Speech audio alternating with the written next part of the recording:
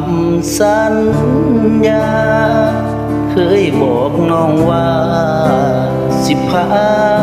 น้องยามเริ่มต้นกันด้วยความหวังแต่ก็พังด้วยความเป็นจริงฝันเอาไว้ที่ปลายฟ้าแต่โชคชะตาให้อยู่บนดินน้ำตากะล้นฝนกะรินหรือเพิ่นได้ยินก็เลยปลอบเอานั่งเศร้าคือคนสิ้น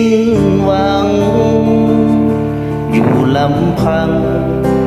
ด้วยความมึนเมาหากคนข้างกายยังเป็นเจ้าแต่ยังคงเศร้ากล้าเว้าว่าบ่สวงแยกระหว่างทางกับอ้ายสาให้คนข้างหน้าเพิ่นเป็นคนควงไปโลดเด้อลาบ่ต้องห่วงไปอย่างห่วงกับคนที่เสียนทางมาส่งเจ้าไว้สำนีลาปลายฟ้าให้เขาพายามบ่เครียดบ่คุมบ่จมอีหยังระหว่างทางอ้ายมีความสุขหลายๆยังดีที่ได้เริ่มต้นอ้ายเคยเป็นคนอยู่เคียงข้างใจปลายฟ้าที่ฝันเอาไว้คงบ่แม่นอ้ายที่พาเจ้าอย่าง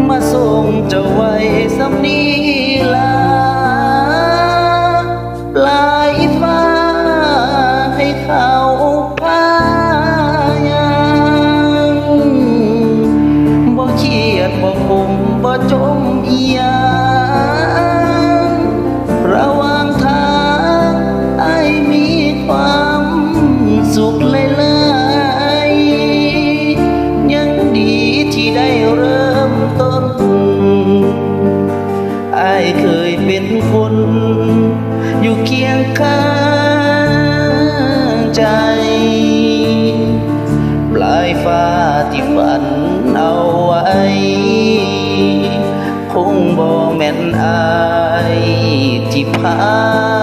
เจ้าย่างมาส่งเจ้าได้แค่ครึ่งทางโชคดีเด้อนางสมหวังที่ปลายฟ้า